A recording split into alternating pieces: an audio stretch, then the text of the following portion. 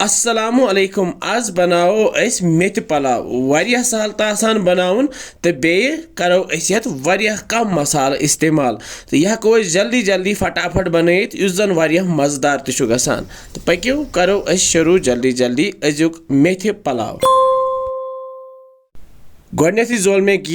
gैसस पे थे तव तो ताई मज त्रा बह गेवस 2 चमचे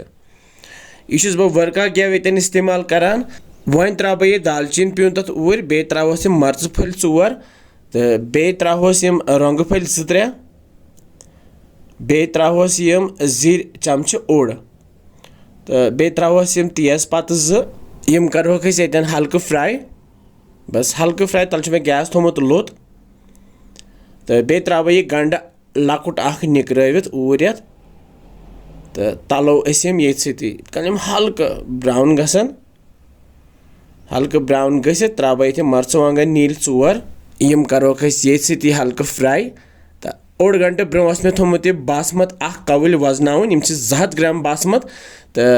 अत रलो मे 300 ml वन यह आब 200 ग्रामन बासमतन 300 ml आब त्राउन तो यह त्रो मे ये सती बे त्रा बह मीट यथ नीज त्रान मगर मे वनकस नीज अवेलेबल कह मे हच मीट तो यह त्रा बह अत 8 कवल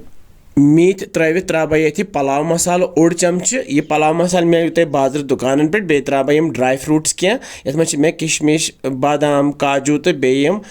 हो खोपर इन मे नुक कोर्मुत मे छलमित तो वन त्रो मे ये बे त्रा बह नून चमचे अख तथ ऊर बे त्रा बह कह कोंग पत्र अत ऊर अम सह असल कलर नेचुरल कलर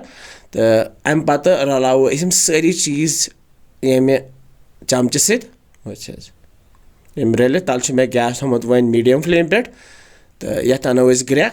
तो पे थोस ढकन तो करोन वन तैयार तल थोन वन लोत लतिस पे दिमो मज नजर तो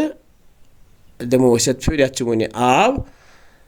तो इन फिर दिथ थोस बे वन यह ढकन तो करोन वन तैयार लतिस पे क्या टाइम गसित